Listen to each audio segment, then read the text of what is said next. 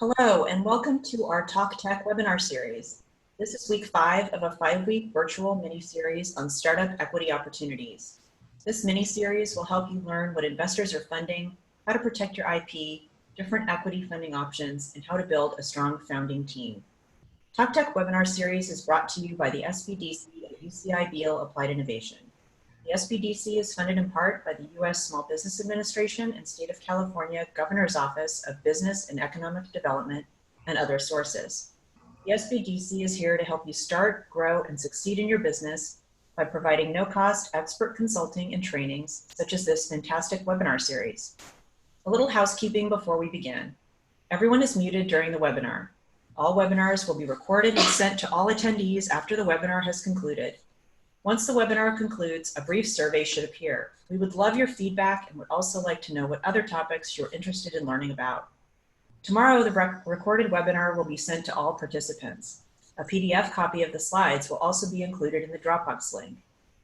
There will be Q&A at the end of the presentation, but please feel free to ask questions during the webinar by clicking on the Q&A box at the bottom of your screen.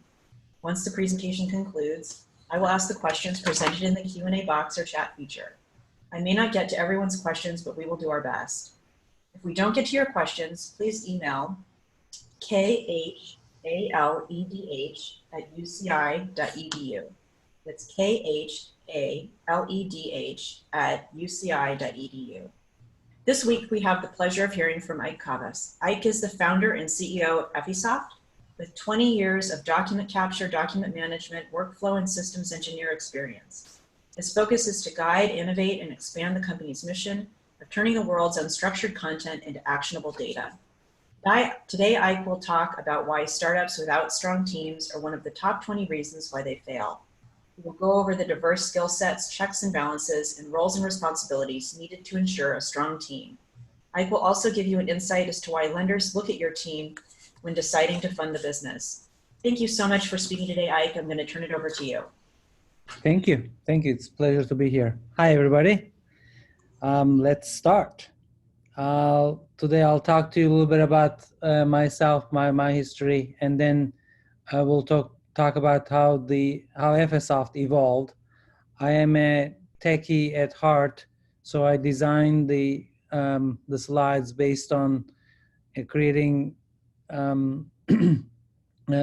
MVP version 1, version 2, and all the way to version 3 of the software, as if the Ephesoft, the company, is a software. So let's start with this. I think you probably see a lot of stats on how many companies is successful, why they are successful, how many fall. I think this is a BS. I don't think you should look at this. I put this slide for a purpose because I'd like you to recognize that you are not a statistics. Everybody's journey is different. Every company is formed differently because of the timing, because of the people. You can never replicate a company. So forget looking at these stats. Just create your own destiny. Okay? Now, a little bit about me, how I started. I came to United States with almost no money. I found my way to Irvine, and my safety net was my return ticket. I had a return ticket already purchased in 30 days, but I really didn't want to go.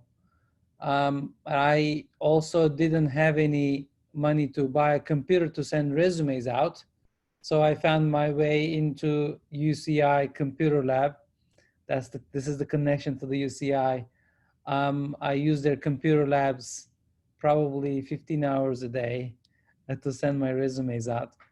But I was very methodical. I created a matrix to match companies with my skill sets, and I was doing very methodical job search on. And day 27, I actually found a company that will sponsor me for work visa H-1B, if you're familiar with that, and I was able to stay.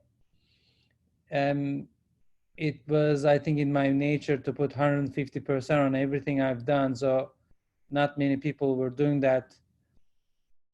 So I got promoted pretty rapidly.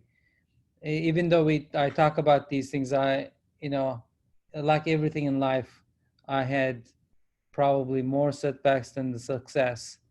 You know, every day we struggle a lot with issues, with problems as founders and CEOs. Sometimes you just need to be cognizant of this is just the way it is. There's no way to get to the top of the mountain with straight line. There will be going downs again and then ups again. Just be cognizant of that and keep going. When I was working what I call a dinosaur in our industry, one day they came and said, you know what, we've invented everything in this space. The only way to grow the company was to acquire other companies and start selling their software. I said, are you kidding me? That's not how it works. Innovation never stops. It's a journey, never-ending journey. Obviously, as you can imagine, I left the company and started Ephesoft. And my my goal was to be innovative all the time, because my nightmare was that somebody would come and not innovate us. And I started the company, and I immediately went and looked for funding. I went to VCs, I went to angel investors, I went to a lot of people, and the answer I got was a big no. But if like every entrepreneur, I think you you feel the same way. Your job is to find a way, make it happen, right? And that's what I had to do. I started with few developers, and I was working a freelancer work on other jobs to fund the company, and with a few developers in India. Started, I think it was April. It was a big disaster. We didn't do anything. And then on May, we decided that we need to regroup and create a project manager and then bring more resources. We start again in May. July, I had the first prototype that I can start doing demos. And that's how it was until December. I was everything. I was the salesperson, the accountant, the QuickBooks, that is, the janitor, the architect. I think if I remember those days, I was working a day job and then the freelance work, and then I was on the call with the India until 1 a.m., 2 a.m. And then at 7 a.m. everything restarted again. So we landed our first customer in December, and that actually allowed me to hire my first employee. And I also brought in salespeople, but I didn't have any money to give it to them. So I offered them high commission with no salary at all. So I think if I remember correctly, commission plan was 30%. So if they got $30,000 deal, they took home $10,000. I got 20, but that was the only way to bootstrap the company. The cash became the king because I was managing everything with cash. And as we start bringing customers, we start to invest more. So this what I call minimum viable product company, right? This is where we start to see our first customer. I think the next customer was in February of the following year. So this is our MVP. It took about a year for me. I call 2011 to 2017 version 1 of our company. We were completely bootstrapped. In 2015, I've invited Inc. magazine to come and look at our QuickBooks files that I was managing. and they looked at it and they saw 1100%. So we were in the Inc. 500 on that year for 3-year growth. But I don't think many people realize we had many near-death experiences. Sometimes I hired one more employee more than I was supposed to. Sometimes the deal did not close on time. So, but when you flash those news, hey, we're Inc. 500, people don't see the hard work and the sleepless nights. But you need to keep pushing that, and then today you might having a sleepless night, but just push through because this is just part of the journey. During this time, I also brought a CEO. I am a techie. I said, okay, I can do the CTO job very well, but I made a self-assessment about my strengths and what I knew at the time, which wasn't much. So I brought in a CEO. He was my boss's boss, and he built a bunch of the departments and then hired so many people than I did. So together, him and I managed the business and start hiring people and building departments. The point I'm trying to make here is, you might be the founder, and you might want the CEO job, which is fine, but it is very important for you to assess your qualities and where you might need help, and don't be afraid to bring co-founders or help as needed, because ultimately, in my mind, it was never about the glory of CEO or ego. It was about building a great company that can solve customers' problems worldwide. That's what I focused on, and that kind of thinking, I think, helps you attract the right people for the right places in the company. When we reached 2017, we still had no investors. We were still managing the business based on the cash we generate from every customer. So you go to a customer, you find one, and you sell one, and then you wait until they pay, and then you go hire more employees. That's how I managed the company. Cash was everything, just everything. So that's why I'm calling cash was king and the queen at the time. And we had also no marketing budget. I think I was the one who did the website. So we got to wherever we were at the time with minimal marketing, word of mouth, basically. We let our products spoke on our behalf. Excuse me. So, I hear this all the time. What should we focus on as entrepreneurs? Is it the product? Is it the customers or employees? How much timing is important, and the financing? First of all, I think, as I mentioned before, everybody's journey is different. And it may be different which area you focus on if you are in the MVP phase, version 1, version 2, version 3.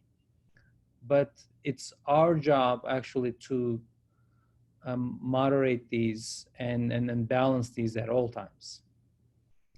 If you don't hire the right employees, you will never build a great product, because you can't do it alone by yourself. Initially, maybe MVP, but you can't scale it beyond it. And if you don't nurture those employees, you will be stuck, because hiring new employees is very, very costly, not just money, but time, which is your worst enemy sometimes. And if you don't have a great product, the customers will not come to you, or you're not going to have a sustainable product. So without customers, company don't exist, right? It's just not sustainable. timing is a great importance. I think one of the VC articles that I had read, without timing, everything falls apart. In my mind, timing is an accelerator. You can have a great product with employees and then your customers are buying. If you have the great timing, you will probably grow 50 times rather than 10 times. Mm, So it's not bad to grow 10 times. It's just timing is going to dictate how fast you grow. And we'll talk about financing. We we are a bit conditioned these days by Silicon Valley. If you're reading uh, startups and the stats, we are always told that we have to go raise money as soon as we have an idea. First, we need to raise money from angel investors, and then goes to VCs, and then go to top tier VCs, and then try to grab the market faster because you're the first one to market and there's a first mover's advantage. I disagree with all that. I think you have to find your way. There's a great the financing early made great companies, and they grabbed the market very fast, and then they became very famous. They became unicorns right away. But there are also others that didn't work out, and the founder was forced to sell the company so soon. So just pay attention. There's a time and place for financing. It just doesn't have to be on day one.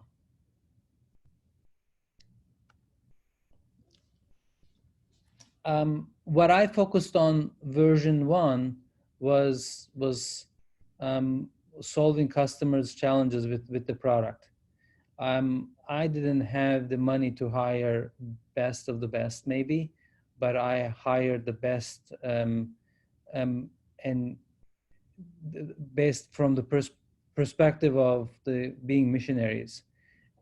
I told everybody what I was trying to do, and I didn't have the money to pay them full salaries, but they came in for the cause, for what we were doing. So maybe I missed out on a few, but I never hired mercenaries, just people working for the money. And I also didn't focus on financing at all. I felt that it was good to push the financing forward a little bit, because I was managing the cash. There were definitely forces in the marketplace for the timing. As I mentioned before, everybody in my space gave up on the technology and innovation. So the new thinking, the new way of solving problems was really resonating with a lot of people. So that I think timing worked on my side. But again, I will emphasize that your pillars of success might be different. I think it is your job to listen to me and many others and try to learn and emulate what works for you. I think that's the biggest lesson I can give you today. So then the version 2 came in 2017. I realized that even though we are pretty successful, we have about 400 customers, and we just passed $10 million in revenue. We've never been this successful before, but I realized that I don't know the challenges ahead. I've never been this successful before in my life, so I needed to find people that knows the blueprint of successful companies, and that was a VC. So I probably interviewed about 100 VCs. So because I didn't need their money at the time, I think I was running the show. I was interviewing them rather than they were interviewing me. And I found a company who has a group of experts within their teams and then they were the perfect fit for me because they could be my advisors as we grow the company, 5 times, 10 times, 100 times, and they had seen the greatness on other companies that they have been invested, so they can teach me and then be my guide. So in 2017 we raised $15 million.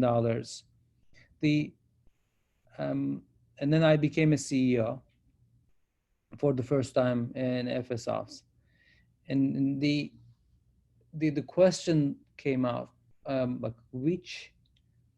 um, which responsibilities I should delegate. Is it the CFO first or CTO, CMO? Um, I was lucky enough to find the CFO and CRO first. It took me about 18 months to find the CTO and the marketing head of marketing. Looking back, I think um, I should probably try to hire the CTO first, because I thought that I could do the CTO role, and that's why CFO or CRO looked better at the time. But but now that I have a CTO, I can see myself looking back the first 7 years. Um, Today, I do have a real CTO. My advice to you is actually, when you come to a stage where you are relinquishing your duties because you need to be the strategic CEO that that builds a team out of these executives, you should try to find all of them as soon as you can. The best ones you can find, the sooner the better, because that's going to accelerate everything for you. If you have the means, find best of the best executives that will work with you. I also realized something. When we started Ephesoft, I just wanted to be innovative and I just wanted to be different. Everything we've done to solve the same problems in different ways than the dinosaurs. It's similar to what Uber did to, I think, the taxi companies. They solve the same problem, taking one person from one location to another one. They solve it very differently. So I tried to do that without knowingly, with instinctively, and then I didn't have any marketing, messaging around it. So this year I've discovered a principle called category design. You can actually frame that how you are different, and build your own category rather than being in the shadow of another dinosaur or another company who came to market just because they were first. It really doesn't matter who's first. Whoever executes best and then be different, I think those are the companies that thrive. So as part of our version 2, now that I have a team, executive team that is very accomplished and experienced, we can actually take the company to the next level and be our category king. And I'll read it. I don't look back and regret if I should have raised money first or not. I'm just looking ahead. The reason I'm here today, I didn't raise. Maybe things would have been differently if I raised sooner. Maybe we were going to grow faster, but that really doesn't matter. Everybody's journey is different, and you just need to, as an entrepreneur and the CEO and the founder, you need to decide where you want to go, how you want to go, and you tackle one challenge at a time as much as you can. Now we are coming to version 3 of Ephesoft. The most important thing for me these days is for me as the CEO to be ahead of the company. The company is changing rapidly. Every 2 months, every 3 months. There are new faces everywhere, new customers, new problems we need to solve. But as the company is growing, I, as a CEO and the founder, needs to grow. So I am a student of business. I work on my craft, because if I can get to where the company needs to go, the company will get there faster, I think. So I am owning where the company needs to go by making the changes in myself. You also need to attract and then surround yourself with greatness, whether this is the people you hire, or the VCs or advisors you bring. You need to do it. And this has been my case. Even if when I was working at that dinosaur, when I started my career in the United States, I went up to the sales managers and I asked them to take me as their apprentice so that I can learn. So you have to be, if you're a founder and you want to grow your company, you need to make sure you grow yourself first. And that's me on the left with the blue shirt, eating some cakes. I think it was a birthday of somebody. I think it was celebrating our biggest quarter. Oh yeah, that's right. That was our celebrating our biggest quarter ever, which was last quarter. So my suggestion to you as a founder is to learn, and then you need to find your own way. I found that early on, that the way I learn is through listening, the verbal and visual. So that's why I think getting a CEO coach was the best thing I've ever done for me. I hate reading books. I really do.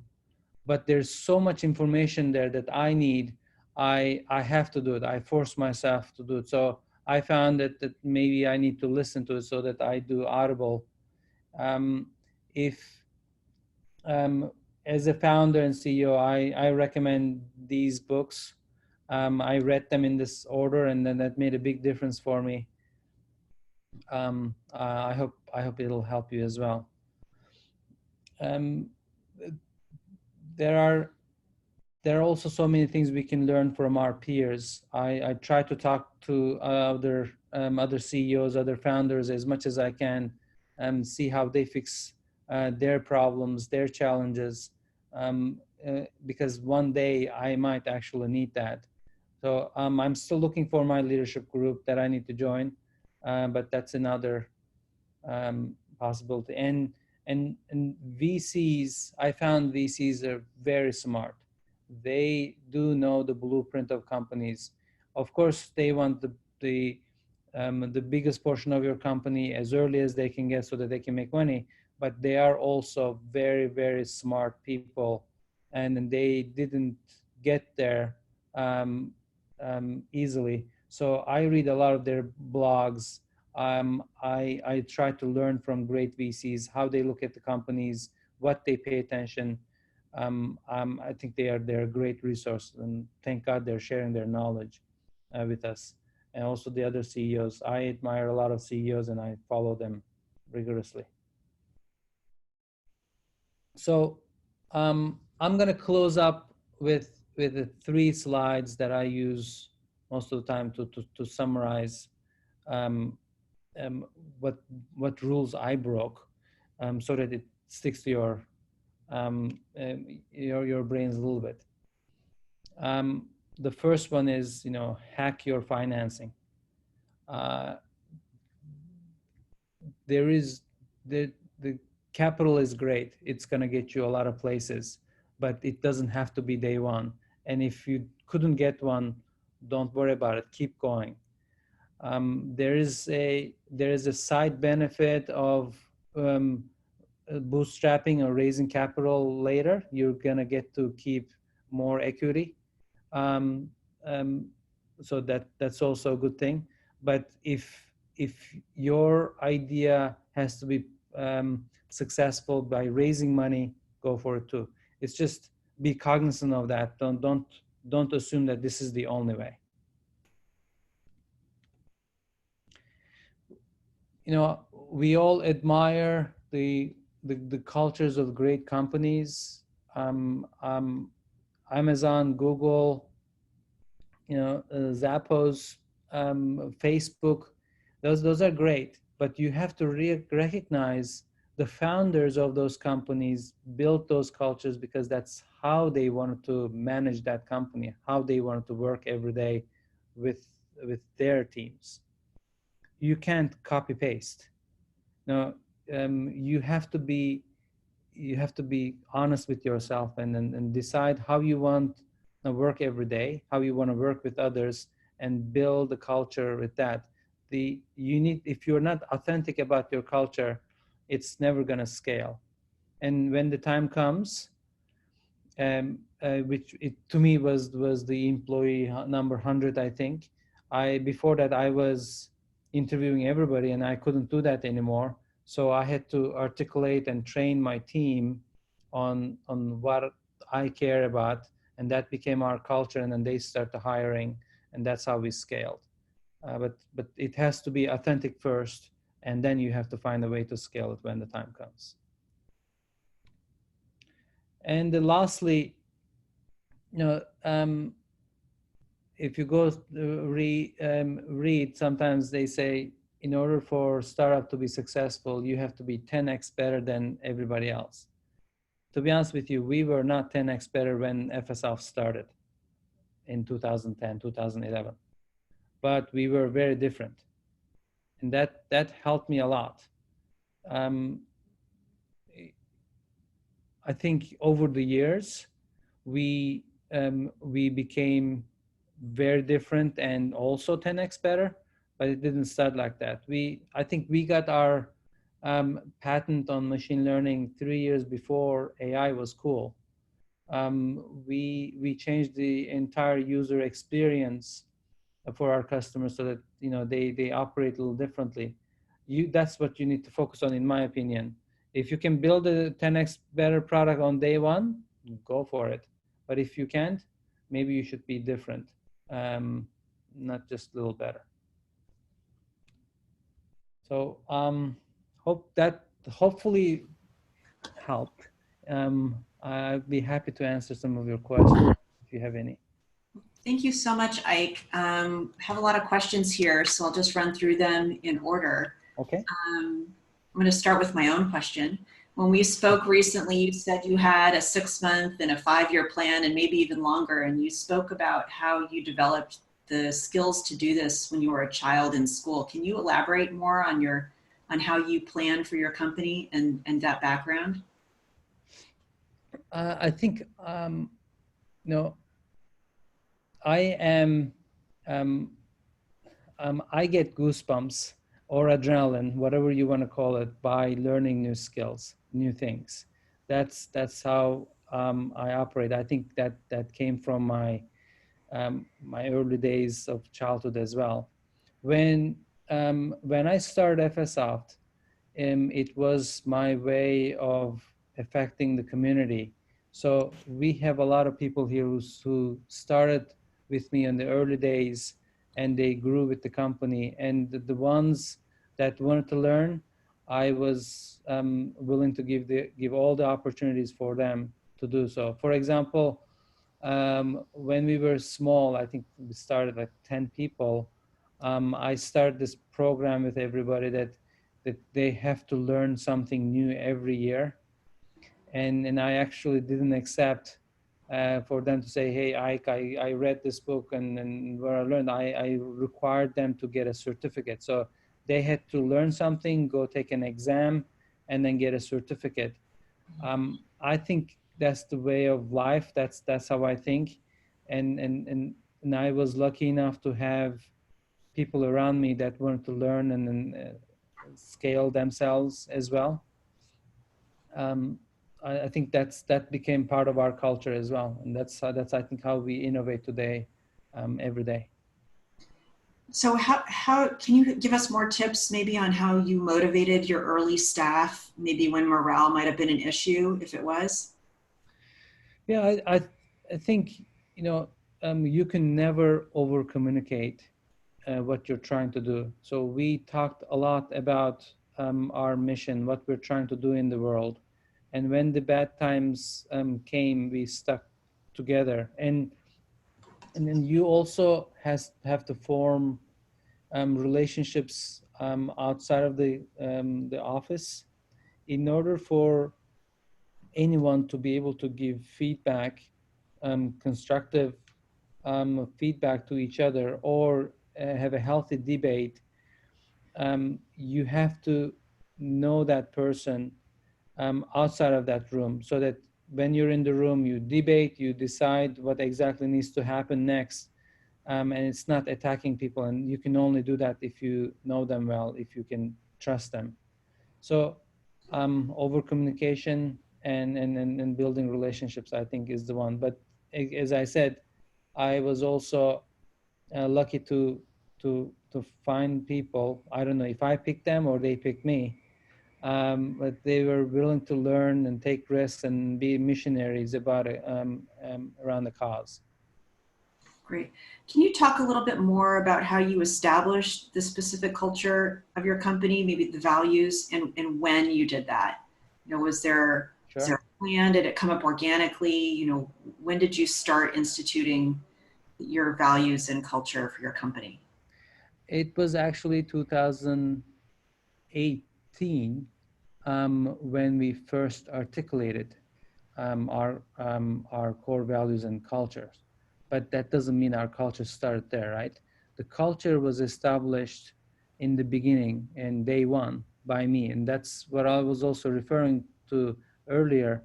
The founders have to set the culture, and that the first thing you do is to hire the people that will fit to the culture that you want to have around you and how you want to run the company. It just grow gradually from the first hires, the people that came in with the right attitudes, because they were the ones selected, and we worked together. And the way we work together was the culture. I didn't have any money um, before 2008 to do a study on what our brand stood for, what our core values are. You know, I'm building a brand book. In 2018, I brought in an expert whose job is to do this. So he interviewed me, a bunch of employees, even customers, and then we came up with a brand book that defined our core values. We have 6 of them today. Um, our persona as a company, and we created new logos based on that. So it it was deliberate in the beginning, but it was never documented until we hit year number 8. We have another question here. What rewards did the missionary hires receive at the early stage? What were the key elements of attracting a missionary? Sure. First of all, I think because they were missionaries, they did not care about the rewards. It was about them accomplishing something. But as the founder, I had to make sure that they are taken care of. We instituted stock option plan very early. I think year number 2 in the company. So I start to give stock options to every employee, all of them. And we also gave education funds for them to get trained on whatever they want to train, so that they can go get their certificates. And if they got the certificates, we actually paid for all the expenses related to that. And they got the stage. You know, they were the spokesperson. It wasn't just me. So they got the satisfaction that we are solving a problem that no one else actually is attacking. And on top of it, since the cash is king, but also I need to take care of my people from the healthcare wise. We have instituted benefits from healthcare to dental to 401ks, and what we did was every year we have improved it. So whatever, it doesn't matter how much, but the incremental improvement was necessary. So every year we improved it so that they can actually take care of themselves as well. I don't need to say we do have ping pongs and lunches and breakfasts also served, and of course great espresso machine. But that just comes. That's great, Ike. Let's see. What recommendations do you have if an entrepreneur needs to find it says scientist, but maybe it says That's scientist. probably data scientist. Yeah, data or technology co-founder, CTO. Oh, I see. So that's a good question.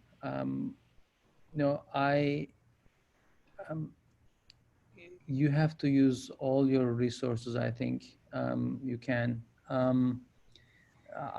It's very important for founders to be in the same location physically. So first of all, you need to narrow your search to the immediate vicinity here, whether it's Fullerton, Irvine, Orange County, right? You have to focus there. And I would go to meetups. There are a lot of meetups around Orange County for technology folks like ourselves, and you will meet a lot of people there. So that's where I would find them. In the early days, the person doesn't have to be CTO, right? It just needs to be a techie. Think about this as Steve Wozniak and Steve Jobs, Wozniak and Jobs. You need to find the person that completes what you're lacking. So the first thing comes to my mind is meetups. Yeah. A related question here is, did your team qualification requirements, I guess your hiring requirements, change as your product offering changed over time? Sometimes I'll elaborate on that. When you start an early company, people need to wear many hats. And as you silo out and grow, sometimes not everybody's able to keep up. Yeah. So change is the only constant for sure. So in early days, the people that came to start working with me were generalists.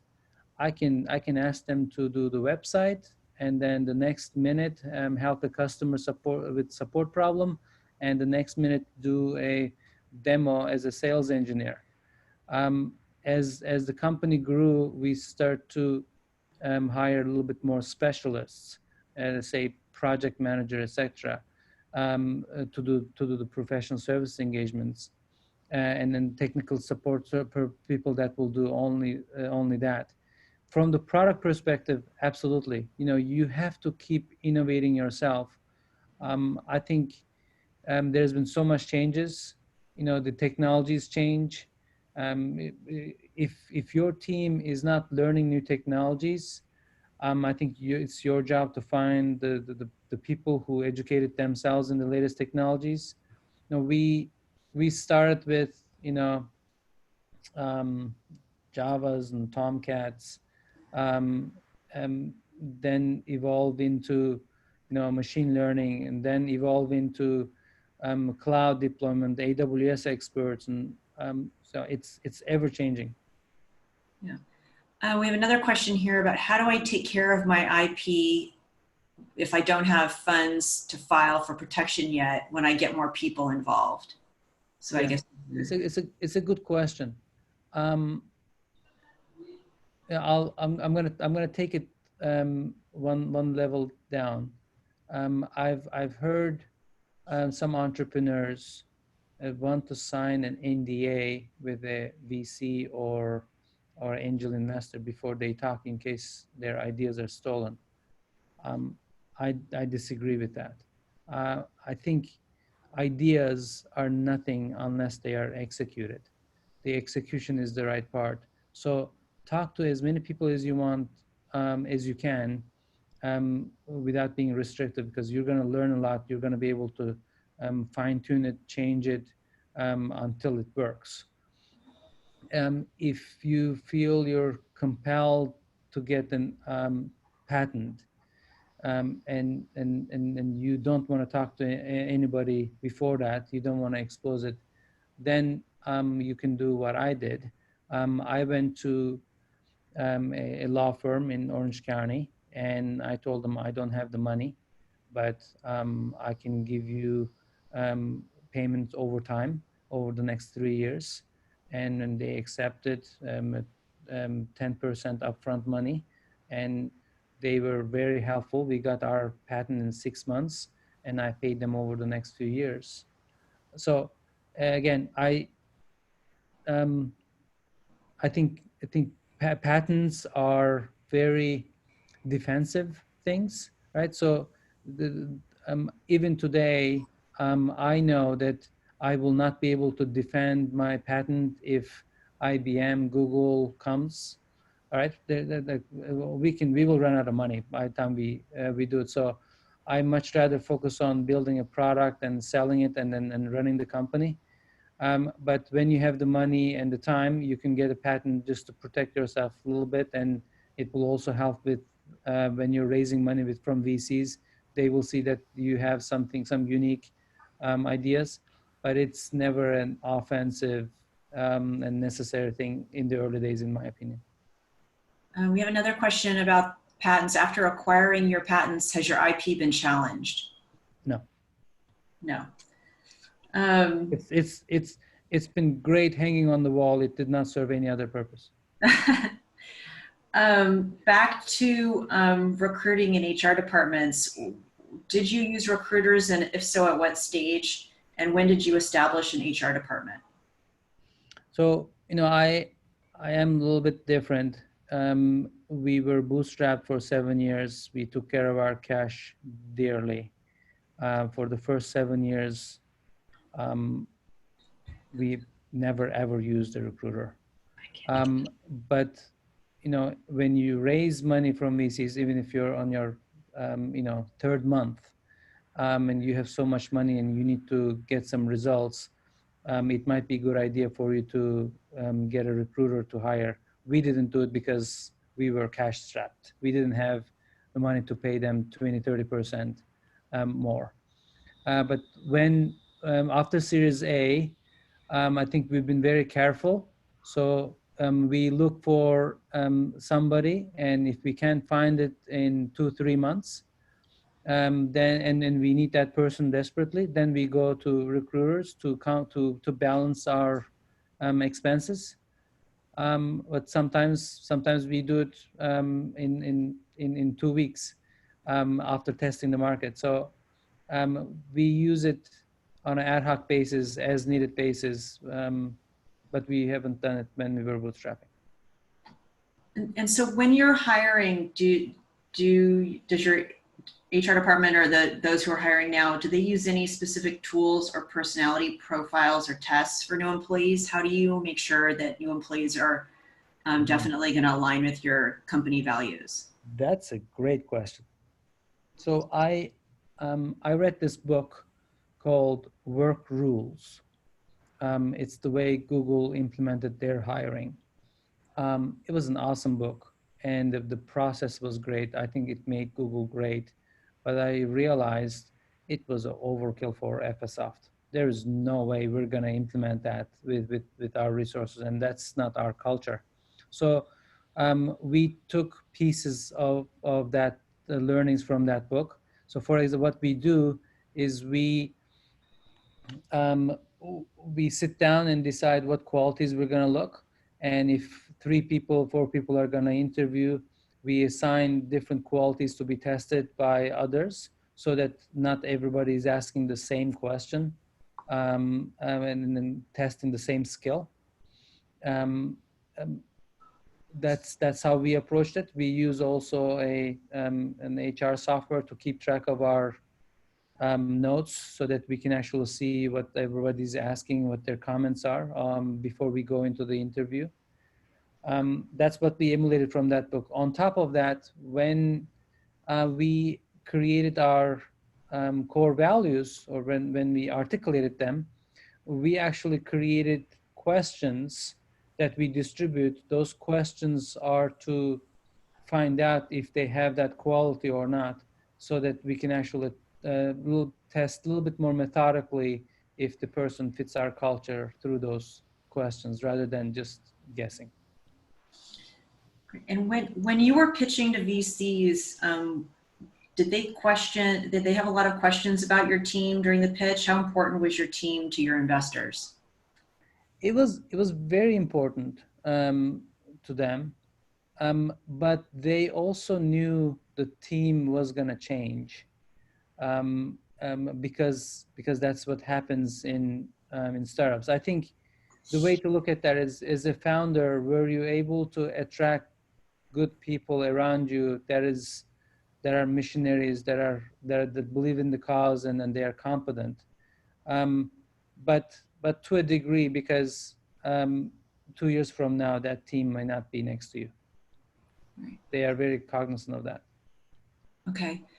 When you were starting to pitch your product, how functional of a prototype or proof of concept did you have? And did you design or create the prototype yourself? Did you have to pay consultants to help you develop the product? So I designed it myself, and I hired a few developers in India to do it for me, and I had daily calls with them until 1, 2 a.m.s, until it was realized. We started in April. We had a big failure after a month, so we restarted in May. By July, I had a prototype that I can demo, and I got monthly updates to that demo software prototype after July. So I was showing to everybody on earth that wanted to listen to my story. So I probably did a lot of demos with that prototype, ever improving the prototype, right? And I got my first customer December of that year. You've talked about having a leadership coach or a CEO coach. Can you talk a little bit about how you found that person, how they are valuable to you, and what benefits you get, how often you work with them, just some of the details around that? Sure. You know, throughout my career, there's always been a case where, good people came to my life and helped me with my journey because they were the right people at the right time for me. And my CEO coach was one of them. He was actually part of the due diligence team when our Series A happening. The VC hired a bunch of external people to do audits on our company, and he was one of them. And then we got to talk, and he's been founder or a CEO of companies 7 times. He took 2 of them to public. So after that engagement, he was not associated with the VC anymore. So I reached out to him because I really like talking with him and learning from him. So that relationship turned into a CEO coach. I talk to him every week. He asked me to call him more, but it's hard to find time. So I call him once a week. Every 3 months or so, we meet in person, spend a day together. Every 6 months, he arranges a boot camp for me.